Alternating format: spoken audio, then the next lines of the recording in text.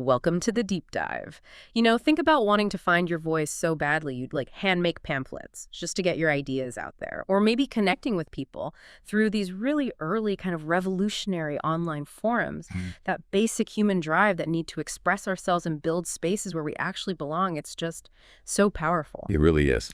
And today we're taking a deep dive into two, I think, incredibly fascinating historical attempts to do exactly that.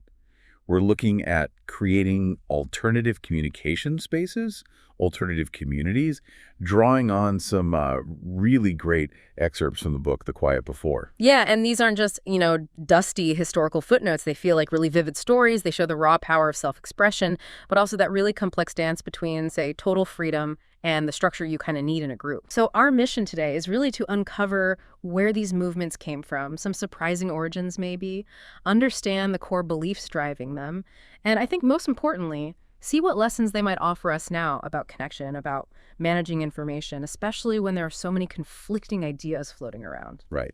So let's start by setting the scene. We need to go back to the early 90s. It was a time that was just absolutely simmering with what people started calling the culture wars. Culture wars, yeah, that's a good way to put it. For listeners maybe who didn't live through it, what did that actually feel like? I mean, what were these clashes about? Why was the atmosphere so charged? Well, it was this really pervasive clash of values, Across society, you had these deep, deep divisions over issues like abortion, sexuality, gender roles. Think about events like Anita Hill's accusations against Clarence Thomas. That was fall 91. Huge national debate about sexual harassment. Then, June 92, you get the Supreme Court's Planned Parenthood v. Casey decision. Now, it reaffirmed Roe v. Wade, but crucially, it also made it harder for women to actually get legal abortions. Things like parental consent for minors were upheld. And it wasn't just in the courts either, was it? You saw it in those high-profile rape trials like William Kennedy Smith, Mike Tyson, where women's stories were often, framed as dubious, picked apart. Exactly. And all this is happening during the 92 election year. You've got the Christian right really strongly backing the Republican Party. And then there's Hillary Rodham Clinton, the Democratic candidate's wife, getting all this public contempt for that comment about how her career saved her from just staying home, baking cookies, and having teas. It just shows the friction, right? Yeah, immense social and political friction. It really felt like a battleground over values. Absolutely. And it kind of highlighted how second-wave feminism, which had made such big strides, in reproductive rights, getting women into workplaces, it seemed almost unprepared for this intense backlash. Susan Faludi's book, Backlash, was actually a bestseller that very year, 1992. So this whole turbulent backdrop, it really sets the stage for why a new kind of response felt necessary. And that's where we start to see Riot Grrrl emerging, specifically out of Olympia, Washington. Okay, so given that charged atmosphere, that backlash you mentioned, where did Riot Grrrl actually start and why punk rock? What was it about the punk scene that kind of fueled their initial disillusionment? Well, it came directly from young women feeling really let down. Not just by society in general, but specifically by the punk rock movement itself. See, punk back in the 70s, the Ramones, Sex Pistols, it was revolutionary. It was about freedom, anti-authoritarianism. It was a space where a lot of people felt genuinely empowered. But something changed. The sources describe it shifting by the late 80s, becoming hardcore and hyper-masculine. Shaved heads, leather jackets. Yeah, exactly. And the mosh pit, which was supposed to be this energetic center, it turned into, as the book calls it, a scene of great violence. Wow. And the women? They were literally, physically shoved to the edges. They ended up just being, quote, coat hangers, holding their boyfriends' jackets while the guys were in the pit. Toby Vale, who was a drummer in an all-girl punk band, she really voiced this frustration. You saw it in other zines too, like Chainsaw, just this feeling that the culture had drifted so far from its origins, where it was supposed to be about geeks take control of their lives. It just wasn't their space anymore. So, okay, they're disillusioned with punk, society feels hostile, and zines become the answer. Zines weren't totally new, right? Sci-fi fans used them, the earlier punk scene. But what made them so right for this moment, for Riot Grrrl? I think what was so powerful then, and honestly still resonates, was the sheer ability to create your own medium. Zines are basically these handmade, self-published little magazines, scissors, glue, typewriters, maybe a photocopier if you were lucky.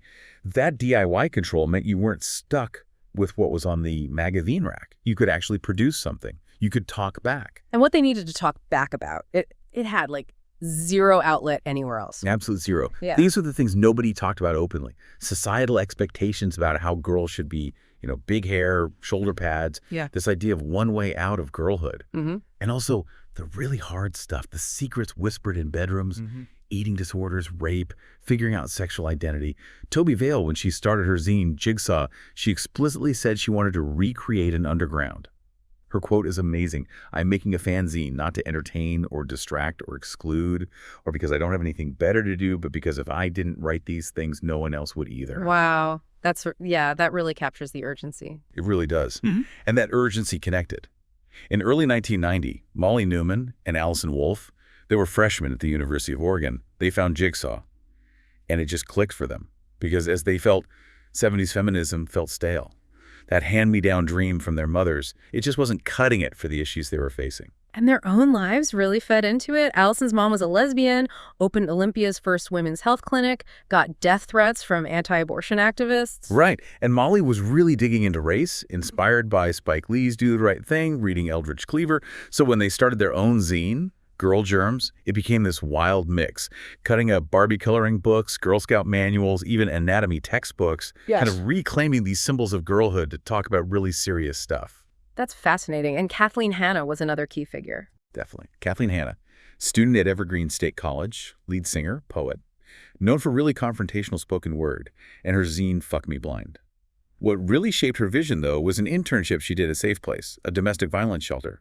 She saw how incredibly supportive those small survivor groups were, and she wanted to somehow tie this spirit to punk. She was thinking about an angry girl movement of sexual abuse survivors. Okay, so you have all these different threads, the frustration, the creativity, this need for safe spaces all starting to weave together. How fast did this underground zine thing really take off? Incredibly fast. I mean, it went from dozens of zines to literally thousands by 1993. Personal computers and desktop publishing were becoming more accessible, making it easier to actually create and print them.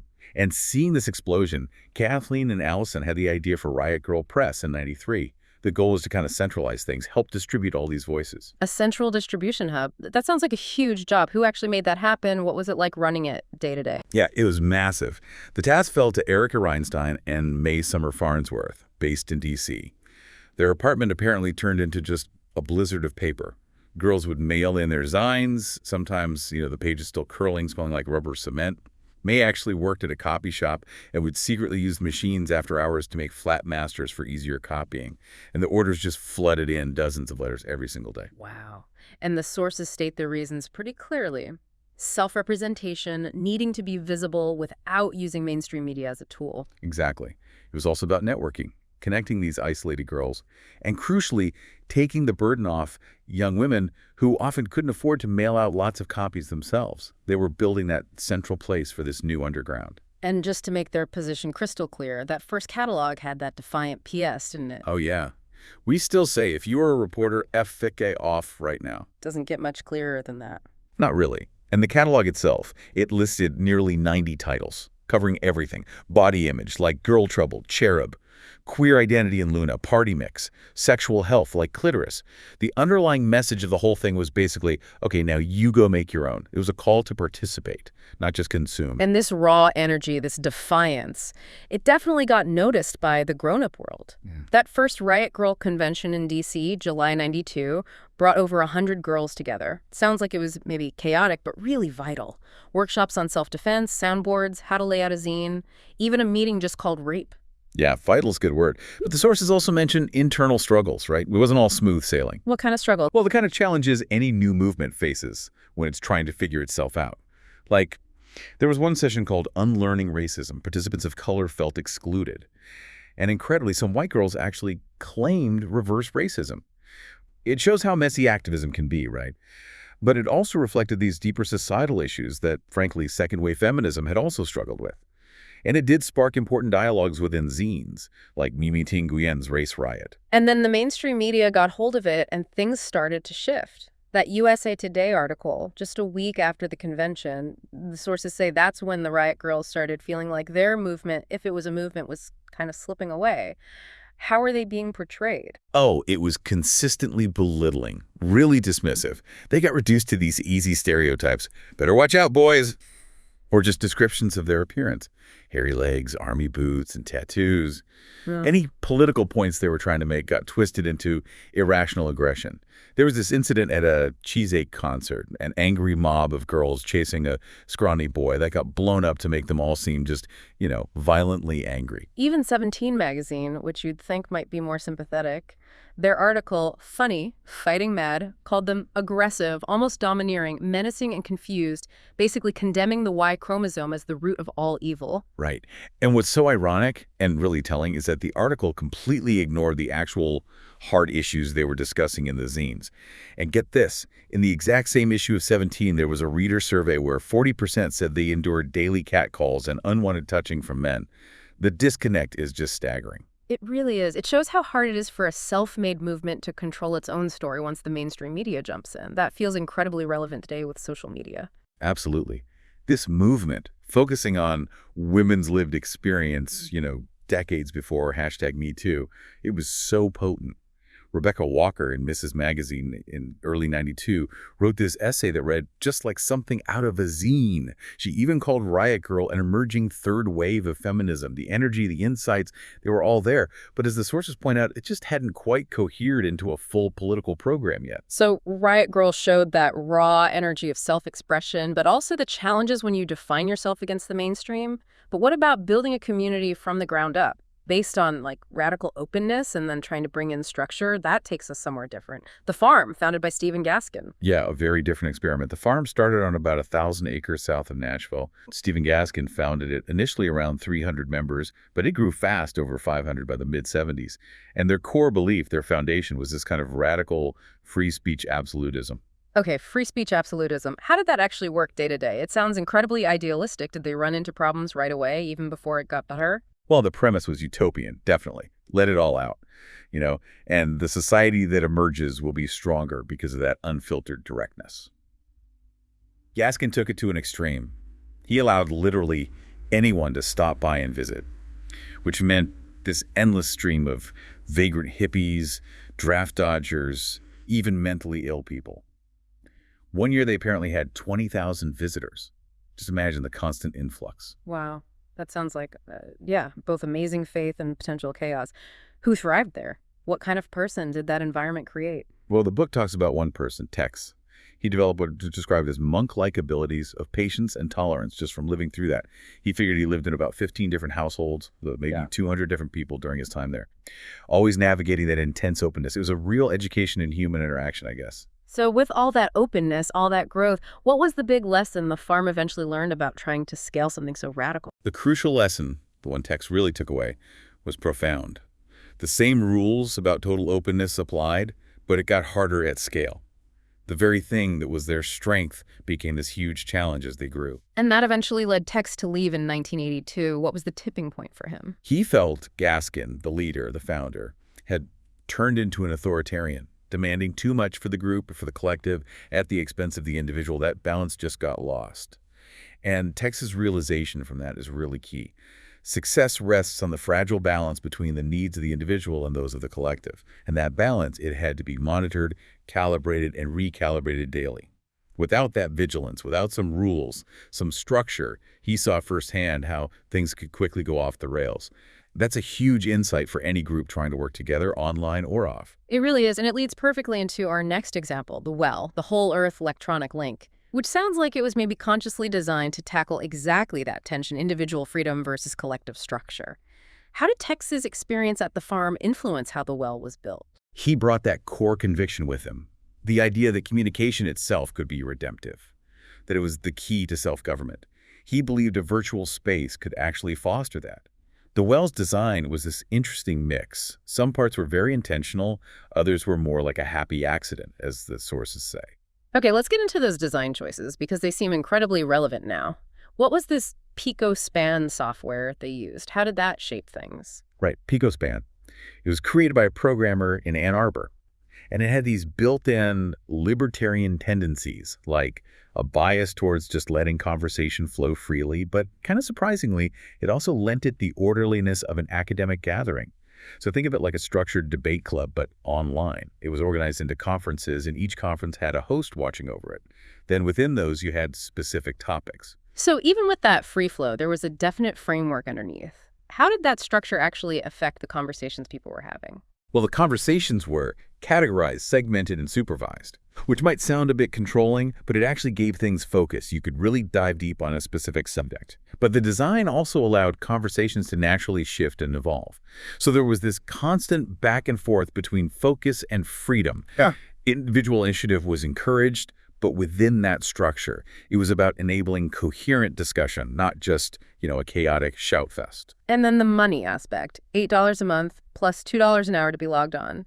That seems like a really deliberate choice, especially when a lot of early online stuff was free or cheaper. What was the thinking there? It was a very careful calculation by Brand, the founder, and it really shows how much they valued quality interaction. If it was too expensive, people would just post something and leave. You wouldn't get that dynamic back and forth that makes the community feel alive. But if it was too cheap, they found that a few users could just dominate, hogging the phone lines, annoying everyone else. So the fee acted as both a filter and like a signal of commitment. It ensured a certain level of engagement and maybe respect, basically filtered out casual trolls before we even really had a word for them. That's a really smart way to think about balancing access and quality. And then there was that phrase you saw when you logged in, you own your own words. Kind of cryptic. What did that really mean, beyond just the legal stuff? Yeah, on the surface, it was legal protection for Brand, clarifying the user held the copyright to what they wrote. But it very quickly became much more than that. It turned into a kind of ethos for the whole community. It really embedded this sense of accountability, but also rights and responsibilities. Your words were yours, so you had to stand by them. And the sources show just how seriously they took that. Tex himself, like 3 decades later, wouldn't share old well archives without tracking down users and getting their permission first. Exactly. It just underscores how much value and responsibility they attach to individual expression Yeah. within that shared digital space. That whole idea feels incredibly relevant now as we grapple with content ownership, digital legacy, all that stuff. So when we pull back and look at both these stories, the Riot Grrrl zines, this raw DIY explosion, and the very deliberately designed community of the well, what's the big picture, it feels like they were both wrestling with really similar fundamental questions, right? How do we genuinely express ourselves? How do we build real communities where people feel heard? And what's that tricky balance between total freedom and the structure you need to stop things from just falling apart? Yeah, they absolutely were. And these stories, these deep dives, they still resonate so much today in our world that's super connected technologically, but often feels really fragmented socially. Maybe consider this. What can the raw, unfiltered honesty we saw in the zines teach us about how we interact on social media today, where it's so easy for things to get distorted? And conversely, what can the intentional, balanced design of the well, with its focus on like structured freedom, teach us about trying to build healthier, more productive online spaces now, especially when everything feels so overloaded with information, so often unstructured and overwhelming? That's a lot to think about. Maybe the next time you're scrolling or trying to make your own voice heard online, it's worth asking, am I helping build a community that really reflects my own words? And is there enough thoughtful structure there to help that space actually thrive for everyone involved?